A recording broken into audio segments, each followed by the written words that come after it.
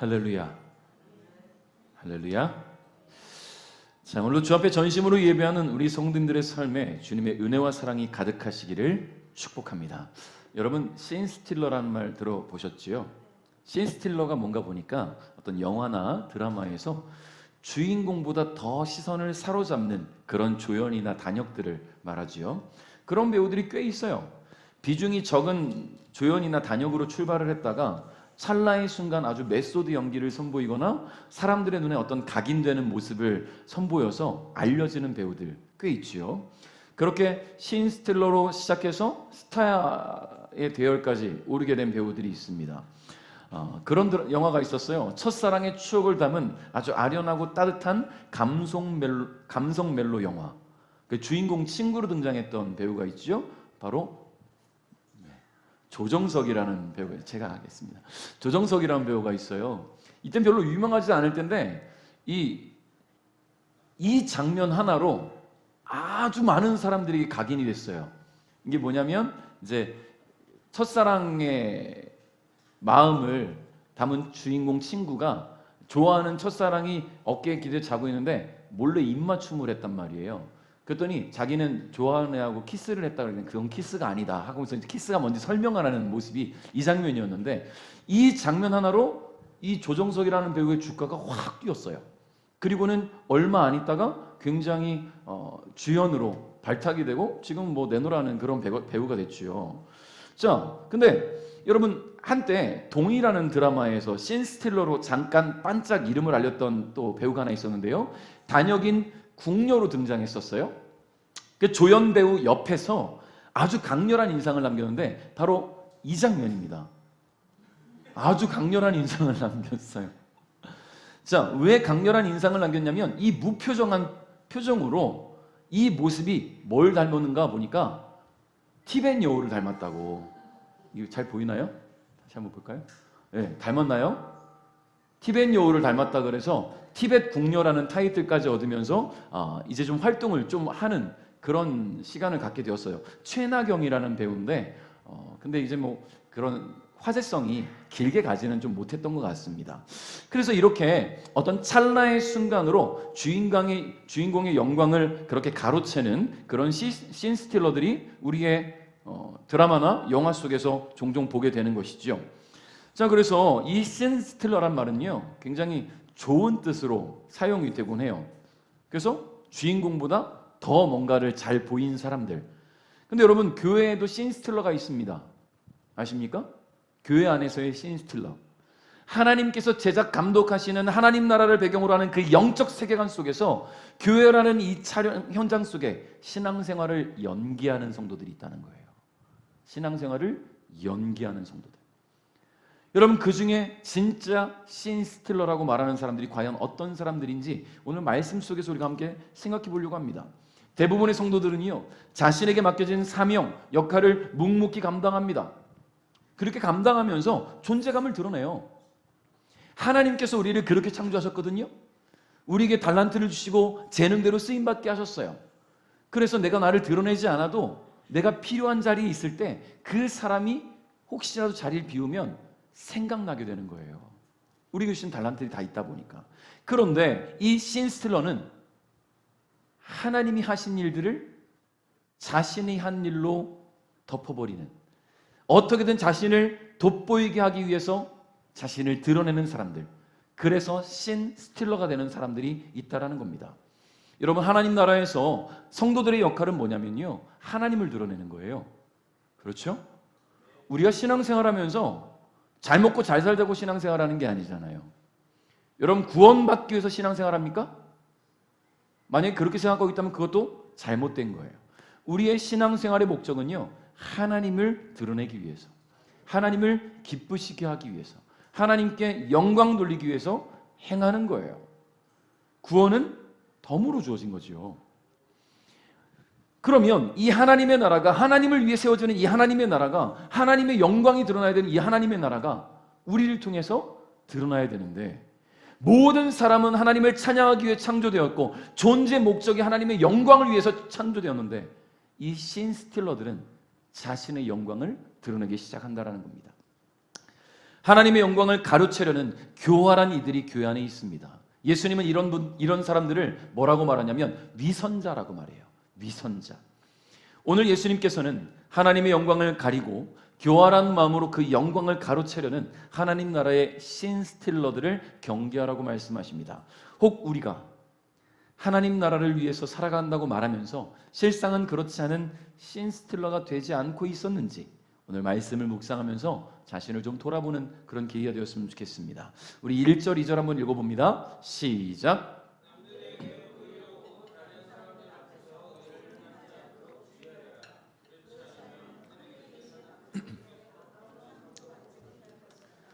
자선을 베풀 때 위선자들처럼 내 앞에 나팔을 불지 마라.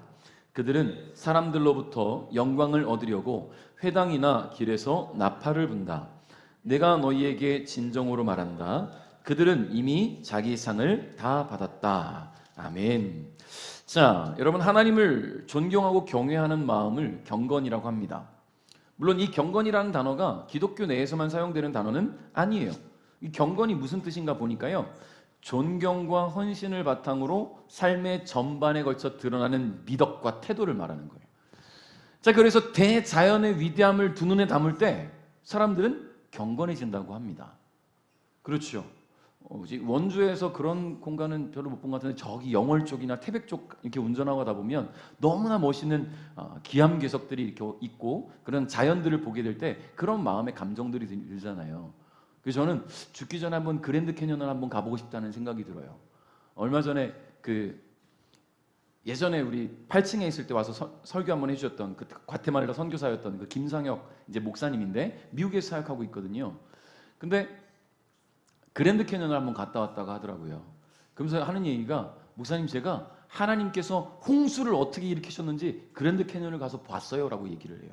왜냐하면 과학자들은 지질학자들은 그 그랜드 캐년의 그 멋진 모습이 몇만 년에 걸쳐서 만들어졌다고 하지만 성경학자들, 창조과학회에서 말하는 그런 과학자들은요, 성경을 바탕으로 한 과학자들은 일순간에 아주 단시간에 하나님께서 회전시키시는 홍수를 통해서 만들어진 것이 그랜드 캐니언이라고 말하잖아요.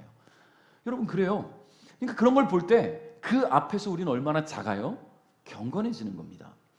여러분 그리고 타인을 위해 자기 자신을 희생한 어떤 위대한 인물들을 볼 때 경건해지기도 하지요. 그런데 여러분 기독교 신앙에서 이 경건이라고 하는 단어는 특히 더 중요한 개념이에요. 여러분 경건은 우리의 신앙의 본질을 이루고 성도의 삶을 결정짓는 핵심적인 요소이기 때문입니다. 왜냐하면 만물의 창조주이시고 주관자이신 그 하나님에 대한 깊은 경외심과 사랑에서 비롯되는 것이 경건이기 때문이에요. 여러분 그래서 종교개혁자 칼빈은 자신의 대표적인 저서인 기독교 강요 제1권 2장 하나님을 안다는 것이 무엇이며 또한 그를 아는 지식은 어떤 목적을 이루는가에서 경건에 대해서 이렇게 말을 합니다. 하나님에 대한 경외와 사랑이 결합된 것이다 라고 말하는 거예요. 이것이 참된 행복의 근원이라는 겁니다. 여러분 그러니까 우리 성도들은 하나님을 아는 지식에서 시작해서 하나님을 믿고 섬기면서 그 목적대로 쓰임받을 때 기쁨이 되는 거예요. 자, 그리고 그러한 삶의 역사하시는 전능하신 하나님을 우리는 경외할 수 있지요. 여러분 이 경외심은요 하나님을 향한 사랑으로 이어집니다. 그리고 그 마음으로 우리는 하나님께 더 가까이 나아갈 수 있어요. 그렇게 될 때 우리는 하나님의 영광을 위해 살아가며 스스로 기쁨을 얻게 되는 거예요. 내가 내 하나님께 내 아버지께 기쁨이 되었구나. 그것이 우리에게 만족감을 주는 거예요. 여러분 그런데 이런 경건의 의미를 잊어버린 사람들이 있어요. 그들이 바로 신스틸러라는 거예요. 교활한 마음으로 하나님의 영광을 가로채는 사람들, 자신을 드러내는 사람들 말이죠. 우리 1절을 다시 한번 읽어봅시다. 시작. 남들에게 보이려고 다른 사람들 앞에서 의를 행하지 않도록 주의하여라. 그렇지 않으면 하늘에 계신 아버지께 아무런 상도 받지 못할 것이다. 아멘. 자, 우리가 이 구절에서 주목해야 될 단어가 있습니다. 보이려고 라는 거예요. 헬라어로 프로스토 데아데나이라는 단어로 기록되어 있는데요. 여기서 이 프로스라는 단어가 뭐냐면 무엇을 하기 위하여 어떤 목적에 대한 의미를 갖고 있는 단어예요. 자, 그런데 이 사람들이 어떤 목적을 갖고 있다고요? 보이기 위한 목적을 갖고 있어요. 선을 행하는 것이 보이기 위한 거예요. 누군가를 돕는 것이 보이기 위한 거라는 거지요. 여러분, 그런 거예요. 재난 상황이 벌어졌어요. 우리 국가적인 재난들이 자꾸만 벌어지잖아요. 이번에도 경남 산청에 홍수로 많은 피해를 입게 되고 많은 사람들이 가서 수해 복구를 돕고 하는데, 이전에 뭐 정치인들의 모습을 보면 갑니다. 그런데 가면 뭐 합니까? 사진 찍어요. 도우러 간 게 아니라 내가 여기 방문했어 라고 보이기 위해서 방문하는 이들이 얼마나 많았습니까? 말 그대로 보이기 위함이었다는 거예요. 가서 일손이라도 도우면 얼마나 좋아요. 팔이라도 걷고 조금이라도 도와주면 얼마나 좋습니까? 그런 모습들, 선을 행함에 있어서 그 자체를 행하는 것이 아니라 사람들의 시선을 의식하는 사람들, 이것이 바로 예수님께서 지적하시는 씬스틸러의 문제라는 거예요. 여러분, 2022년 7월에 인천 남동구의 한 교차로에서 화물차에 실려있는 소주가 다량으로 쏟아진 적이 있었습니다. 자, 이 소주 상자들이 다 쏟아지니까 도로가 얼마나 아우수상이 됐겠어요, 그죠? 그런데 한국인들만의, 죄송합니다, 좀 속된 표현을 쓸게요, 종특이라는 게 있어요.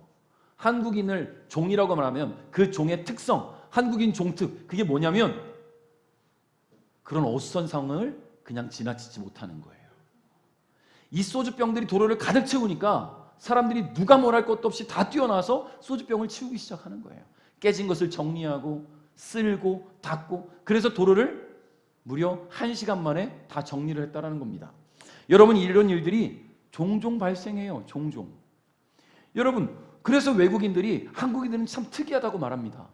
자기와 상관없는 일에 저렇게 발벗고 나서는 민족이 있을까? 여러분, 이번에도 경남 산청에서 이 문제를 만났을 때 산청에 산불 피해를 입었던 지역, 그들도 이재민이었잖아요. 올 초. 그들이 가서 같은 마음으로, 동일한 마음을 우리가 느꼈으니까 돕겠다는 마음으로 가서 봉사하는 것을 봤어요. 우리도 어려울 때 도움을 받았으니 나도 당신들을 돕겠습니다. 여러분, 목적이 뭡니까? 순수한 선이에요. 순수한 선. 그런데 예수님이 말씀하시는 이런 사람들은 목적이 뭐예요? 보이는 게 목적이라는 거예요. 2절부터 4절 읽어볼까요? 시작. 자선을 베풀 때 위선자들처럼 내 앞에 나팔을 불지 말라. 그들은 사람들로부터 영광을 얻으려고 회당이나 길에서 나팔을 분다. 내가 너희에게 진정으로 말한다. 그들은 이미 자기 상을 다 받았다. 자선을 베풀 때에는 내 오른손이 하는 일을 왼손이 모르게 하여라. 아무도 너의 구제함을 모르게 하여라. 그러면 숨어서 보시는 내 아버지께서 내게 갚아주실 것이다. 아멘. 자, 예수님은 이런 사람들을 위선자라고 말씀하셨어요. 위선자로 번역된 헬라어가 뭐냐면 휘포크리노마이라는 단어예요. 이 단어의 뜻이 뭐냐? 뭘까요? 질문이에요. 퀴즈입니다. 자, 위선자라는 의미를 가지고 있는 휘포크리노마이, 위선자라는 뜻을 갖고 있어요. 헬라어로 휘포크리노마이, 위선자. 위선자는 뭐 하는 사람이에요? 연기하잖아요. 착한 척, 돕는 척, 선한 척. 그러니까 연극 배우라는 뜻을 갖고 있는 거예요. 이 단어는 연극 배우. 자, 예수님께서 위선자라고 말씀하실 때 그 사람들은요, 겉과 속이 다르다는 건데요. 겉으로는 선한 척하고 착한 척하고 의로운 척하고, 겉으로는 수많은 사람들에게 칭찬받을 만한 모습을 갖고 있지만 그 속에서는 어떤 마음 갖고 있느냐? 자신의 이익을 추구하고 있어요. 사람들의 칭찬 또는 인기, 그로 인해 얻게 되는 명예를 마음의 목적으로 갖고 있다는 거죠. 예수님께서 위선자라고 부르신 그 사람들 누구냐면 바리새인들이었습니다. 그들은 자신이 행한 일들을 사람들에게 널리 알리기를 좋아했어요. 사람들에게 영광을 얻기 위해서 나팔을 불어서 자신을 선전합니다. 내가 이런 일을 했어 라고 말이죠. 자신을 드러냈어요. 그렇게 사람들의 시선이 집중될 때 그들은 거기서 만족감을 느낍니다. 그래서 사람들로 하여금 칭찬을 듣고 사람들에게 인기를 얻으며 그것을 자신의 삶의 유익으로 얻었다는 거죠. 근데 예수님은요, 누군가에게 도움을 줄 때 오른손으로 한 일을 왼손이 모르게 하라 라고 말씀하신단 말이에요. 어떻게 몰라요? 오른손이 한 일을 왼손이 어떻게 모릅니까? 그럼에도 불구하고 이렇게 말씀하시는 것은 선한 일을 하고 남을 도울 때 은밀하게 진행을 해서 자신을 드러내지 말고 하나님께 영광을 돌려라 라는 말씀이에요. 여러분 어떻습니까? 오른손이 한 일을 모두가 알게 하십니까? 저는 가끔 그것도 필요하다라고 생각은 해요. 예수님 말씀에 반기를 드는 그런 건 아니지만, 그게 뭐냐면 제가 뭐 자랑할 만한 게 헌혈밖에 없으니까 이제 지난주에 해갖고 205번째 했단 말이에요. 어제 우리 수련회 찬양팀 연습 때문에 광은교회 가서 연습을 하는데, 제가 가르쳤던 제자들 이제 뭐 벌써 30대 중반이 돼 있는 제자가 막 등치 이만해져서 갖고 목사님 인사하고 막 해요. 자, 그런데 그 만난 친구들이 목사님 인스타에 들어가 보니까 맨날 헌혈한 거밖에 안 올라오던데 그렇게 헌혈만 해요 라고 말한단 말이에요. 그래서 저는 헌혈한 거 하나만큼은 계속 자랑합니다. 내가 한 일을, 오른손이 한 일을 계속 자랑해요. 왜 하고 있냐면 그 모습을 보고 헌혈하는 사람들이 생겨나기 시작했어요. 제가 헌혈을 열심히 하니까 헌혈하는 모습을 보고 저도 하고 있어요 라고 말하는 사람들이 생긴단 말이에요. 좀 제가 선하진 않지만 영향력이라도 끼쳐보자라는 생각으로 그렇게 공개할 수는 있다고 생각합니다. 그러나 누군가를 돕고 수고하고 애쓰고 헌신하면서 그것을 오른손이 한 일을 모든 사람이 알게 하겠다, 주님은 그걸 기뻐하시지 않겠다라는 거예요. 왜냐하면 하나님의 영광이 되지 않기 때문이죠. 자, 여러분, 우리는 우리의 존재 목적을 잊지 말아야 됩니다. 여러분, 사람이 존재하는 목적 우리 같이 공부했었습니다. 사람의 제일 되는 목적, 소유리문답 1번이죠. 뭡니까? 하나님을 영화롭게 하고 영원토록 그를 즐거워하는 거예요. 하나님을 영화롭게 하는 것은요, 하나님께 영광을 돌리는 삶을 살아가는 것을 말합니다. 영원토록 그를 즐거워하는 것은 무엇이냐면 하나님이라는 존재를 통해서 우리가 기쁜 거야, 행복한 거야. 그분이 존재하시는 것만으로 내 마음에 즐거움이 되는 거예요. 그러니까 어딜 가든 하나님을 드러낼 수밖에 없어요. 자랑하는 거예요. 우리 하나님이 이런 분이에요 라고 자랑할 수밖에 없는 거죠. 그러니까 나의 만족과 유익으로 인해서 삶 속에서 즐거움과 기쁨을 찾는 것이 아니라 영화로우신 하나님으로 인해 즐거워하는 삶, 그것이 우리의 삶의 목적입니다. 예수님은 하나님의 자녀로 부름받은 하나님의 사람들이 자신의 유익과 만족을 위해 자신을 드러낸 것이 아니라 하나님의 영광을 위해 살아갈 때 하나님의 사람다운 삶이 된다는 것을 오늘 말씀을 통해 가르쳐주고 계세요. 오늘 여러분은 혹시 어떤 선한 일들을 하셨습니까? 어떤 의로운 일에 여러분의 에너지를 쓰고 계신가요? 선하고 의로운 일을 행할 때 누군가를 도울 수 있는 것 자체에 감사할 수 있길 바랍니다. 왜 감사합니까? 도울 수 있는 힘이 있어요. 도울 수 있는 체력이 있고 도울 수 있는 여유가 있으니까 도울 수 있는 거예요. 그렇게 도울 수 있는 삶을 허락하신 주님께 감사할 수 있기를 주님의 이름으로 축복합니다. 그러할 때에 하나님은 그렇게 쓰임받는 우리로 인해서 하나님께서 영광 받으시고 우리를 더욱 기뻐하실 줄 믿습니다. 자, 그러면 우리의 존재 목적이 하나님을 영화롭게 하고 영원토록 그분을 즐거워하는 것이라면 그 목적대로 지음받은 우리가 정말 그럴 만한 가치가 있는지 증명해야 되지 않겠습니까?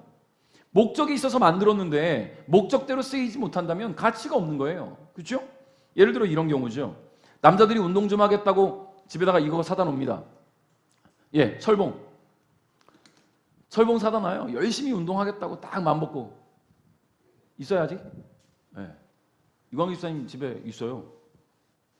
조명거리로 쓰기도 하고 뭐 이렇게 하는데 저도 목양실에 사다 놨었거든요. 아니, 사다 놓은 게 아니라 당근에서 누가 그 무료로 준다고 해서 사다 놨었거든요. 처음에 열심히 했어요. 처음에 못하니까 막 밴드까지 걸고 막. 근데 어깨가 조금씩 쑤시니까 5개 하던 거 4개 하고 3개 하고 2개 하고 나중에는 빨래거리가 되는 거죠. 이렇게 옷걸이가 되는 거예요. 이건 제 건 아니고 인터넷에서 퍼온 겁니다. 자, 그러니까 목양실에 있던 철봉도 자리만 차지하고 자꾸 뭔가 이것저것 걸게 되니까 안 되겠더라고요. 그래서 어떻게 했냐?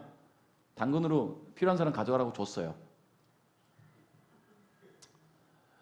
자, 그러니까 이런 철봉들 여러분 필요한 사람들은 쓰겠지만 필요에 의해서 열심히 운동할 때는 사용이 되지만 그 목적이 불분명해지기 시작할 때 필요가 없어지면 그 가치를 상실하게 되는 거예요. 그래서 마태복음 5장 13절에 예수님이 이렇게 말씀하십니다. 너희는 세상의 소금이다. 만일 소금이 그 맛을 잃으면 다시 짠맛을 가질 수 있겠느냐? 아무 쓸모가 없게 되어 밖에 버려져 사람들에게 밟힐 뿐이다.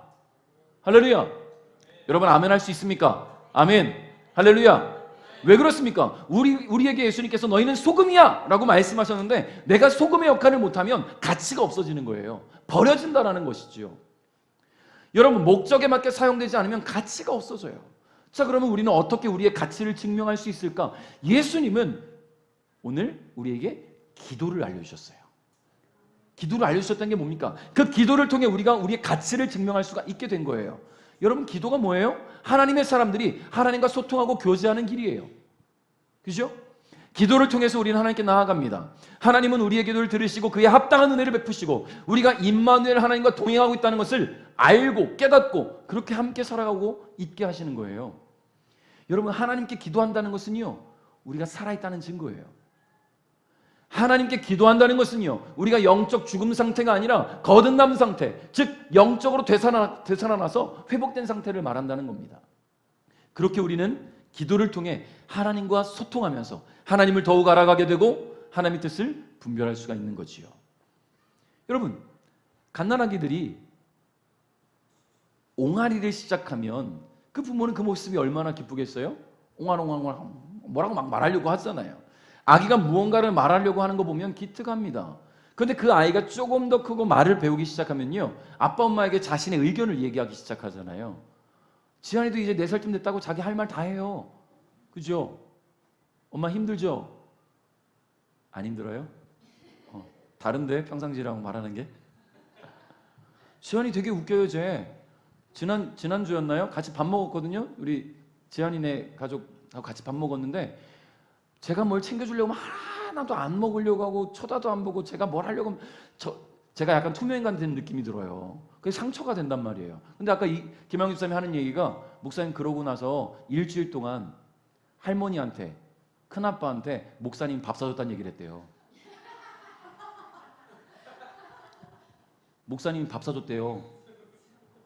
제 앞에서는 한마디도 안 하는 애가 이런 걸 츤데레라고 하나요? 말을 얼마나 잘하는지 몰라요. 그러니까 그 모습이 부모에게는 기쁨이 되죠. 근데 말을 할 줄 아는데 부모랑은 소통을 안 해. 김한인 아빠 엄마랑 소통 잘해요? 네, 아직은 중1이거든요. 중2가 되면 좀 몰라요. 중2병 와갖고 아빠 엄마랑 입국 닫고 친구들이랑만 말할 수 있어요. 그러면 얼마나 부모가 마음이 아프겠습니까? 하나님이 우리를 창조하시고 이 땅을 살아가게 하시고 우리를 구원하셔서 죄와 사망 권세에서 건지셨는데 우리가 그 영적 회복된 상태로 하나님과 소통해야 되는데 자꾸만 세상과만 소통한다면 하나님이 얼마나 마음 아프시겠어요? 하나님께서 얼마나 힘드시겠습니까? 우리를 통해 기뻐하셔야 되는데 우리가 세상에서만 소통한다면 하나님은 우리와 소통을 원하십니다. 우리는 기도를 통해 하나님과 소통하고 우리가 지음받은 목적대로 하나님이 기쁨이 되어간다는 것을 잊지 않기를 바라요. 하나님의 뜻과 마음을 분별하고 하나님을 영광을 위해 살아갈 수가 있습니다. 그런데 하나님과의 이 소통 창구인 기도조차도 자신을 드러내는 목적으로 사용했던 사람들이 있어요. 그들이 바로 위선자인 바리새인들이라는 거예요. 5절부터 6절 읽어봅니다. 시작.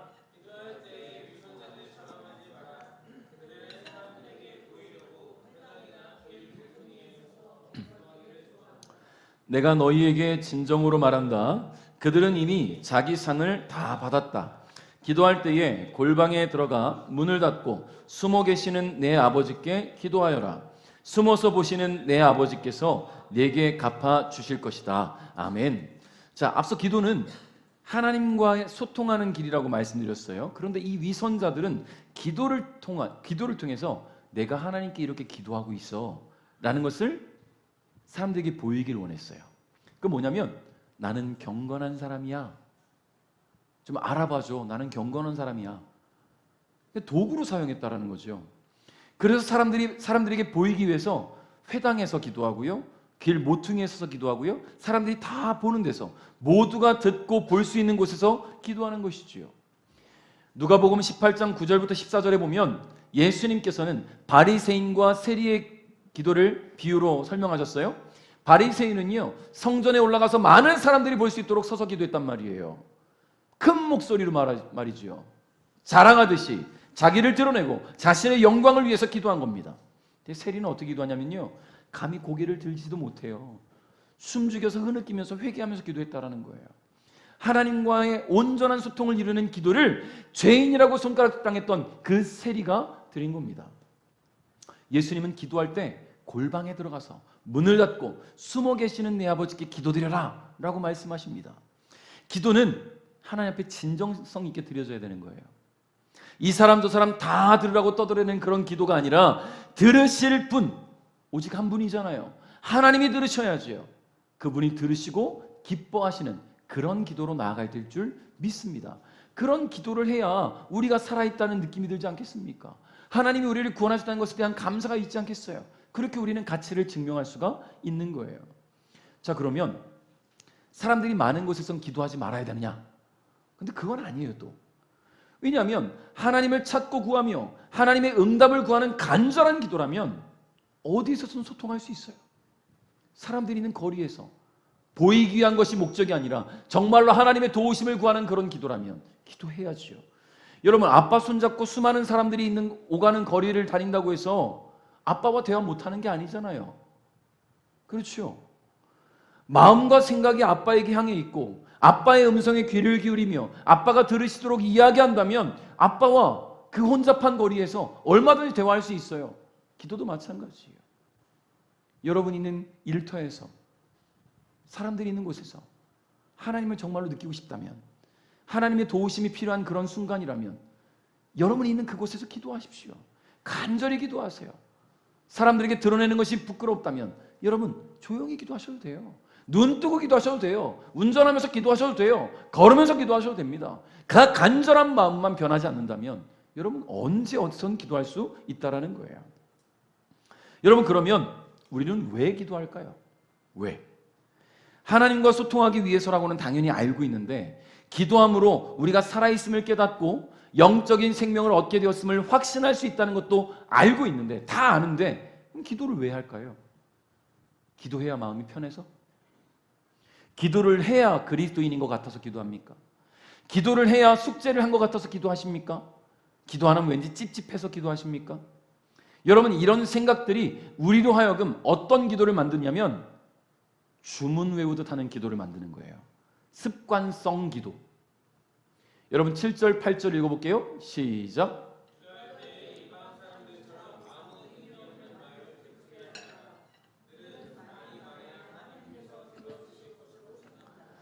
그들을 닮지 마라. 너희 아버지께서는 구하기도 전에 너희에게 무엇이 필요한지 이미 아신다. 아멘.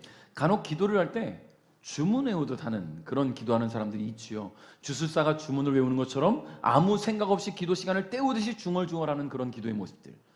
여러분, 엘리야가 갈멜산에서 영적 전쟁을 벌였어요. 바알과 아세라 선지자 850명이 엘리야보다 앞서서 자신들의 신에게 기도를 했어요. 그들의 기도는요, 이런 주문이었어요. 중얼중얼 거리면서. 왜 그렇게밖에 못할까요? 살아있는 신이 아니에요. 그들의 주문은 그들의 신에게 들리지 않아요. 죽어있는 신이니까. 여러분, 유대교에서는요, 고정적인 기도문을 매일 반복해서 일정 시간을 채우게 됩니다. 기도문 너무 좋죠. 기도문 가지고 기도하는 건 너무 좋아요. 근데 이것이 습관적인 기도가 되면 주문과 다를 바가 없다라는 거예요. 그 기도문에 있는 내용들이 얼마나 중요한지, 얼마나 하나님께 내 마음을 담아서 드리는 기도문인지 그것을 망각하고 기도문만 읽어가기 시작하면 주문과 뭐가 다를 바 있습니까? 기도문 한 문장 한 문장을 마음에 담고 생각을 담아서 주님을 묵상하고 기도한다면 그것만큼 좋은 기도가 어디 있겠어요? 여러분, 하나님은 우리가 구하고자 하는 것을 이미 알고 계십니다. 오늘 여러분이 어떤 기도 제목을 갖고 나왔는지 주님은 이미 알고 계신다는 거예요. 굳이 중얼거리면서 시간 때우지 않아도 주님은 아세요. 그럼에도 불구하고 우리가 하나님께 기도하는 것은 기도를 통해 하나님과 소통하고 인격적인 관계를 맺기 위함이잖아요. 그러니까 기도하라는 거고, 그러니까 기도하러 나오라고 말씀드린 거 아니겠습니까? 여러분, 아이들이 필요한 거 부모가 왜 모르겠습니까?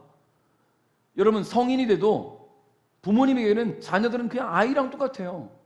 제가 이제 저도 지금 벌써 48이에요. 이제 뭐 내일 모레면 50인데 저희 부모님께는 저는 아이잖아요. 그렇죠?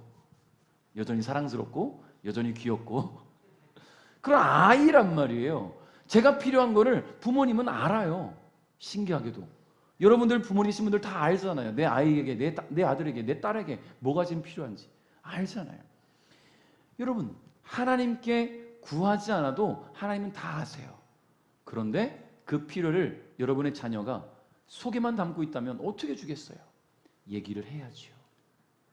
얘기를 해야지요. 인격적인 관계를 계속 맺어갈 때 부모는 그 자녀를 통해 기뻐하는 거 아니겠습니까? 그렇죠? 하나님도 마찬가지예요. 그래서 오늘 예수님은 우리에게 기도의 이유와 방법을 구체적으로 말씀해 주시는데 그게 바로 주기도문입니다. 9절부터 13절 좀 길지만 같이 읽겠어요. 시작.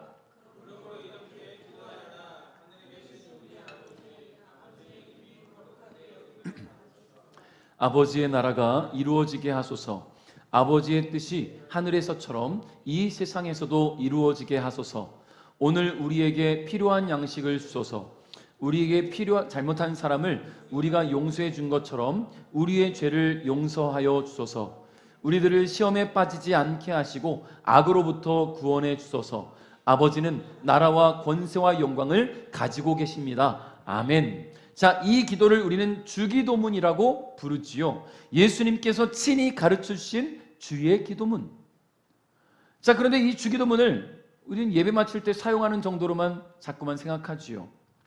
종교개혁자 마틴 루터는 이런 말을 했습니다. 주기도문은 최대의 순교다. 주기도문이 최대의 순교자래요.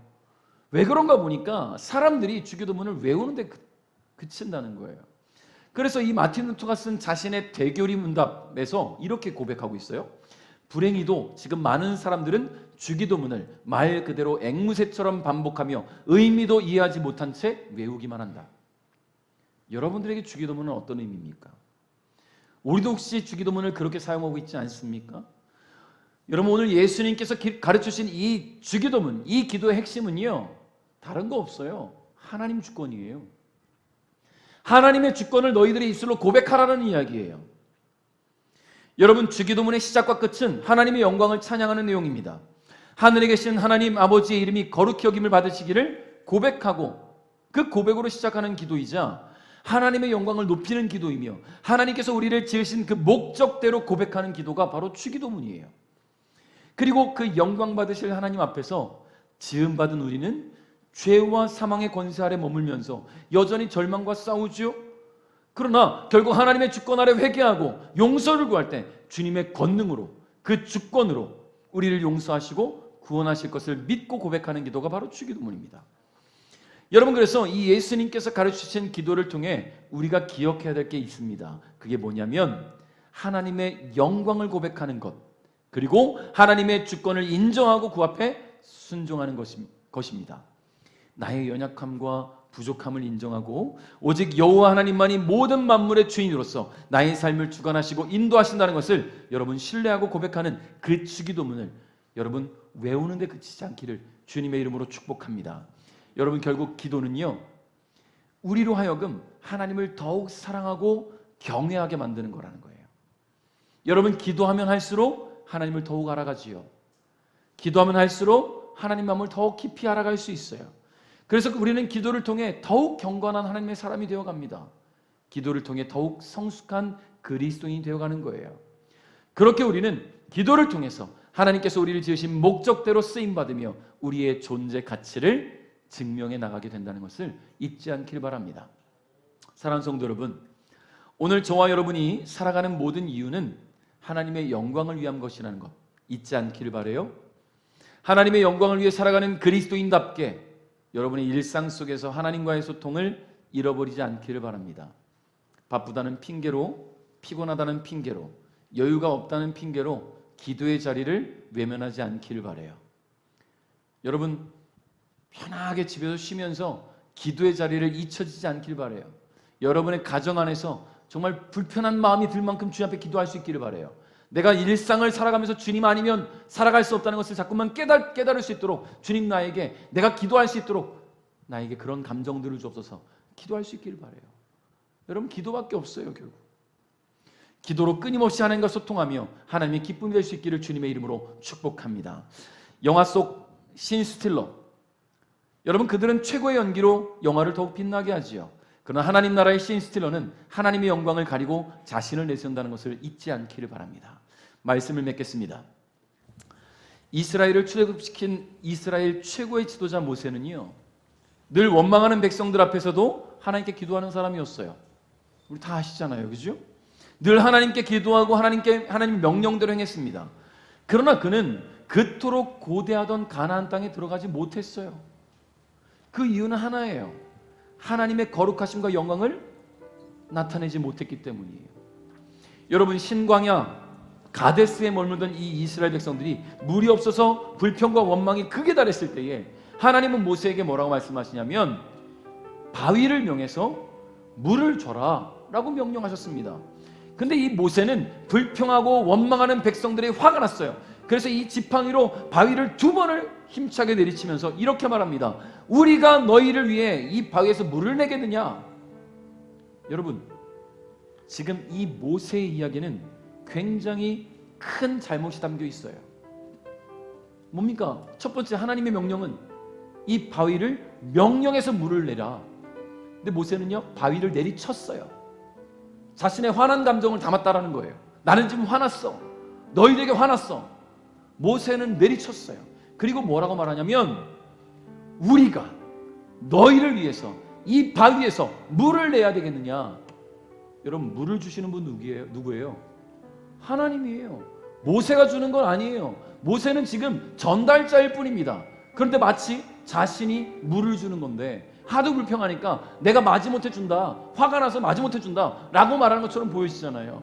여러분, 결국 모세는 그 행동과 말을 통해 하나님의 거룩하심을 가리웠어요. 하나님의 영광을 가리웠단 말이에요. 자신이 드러나 버렸어요. 모세의 이런 모습, 완벽한 신스틸러 아닙니까? 그때 모세에게 하나님께서 이렇게 말씀하시죠. 민수기 20장 12절 말씀 같이 읽어볼까요? 시작.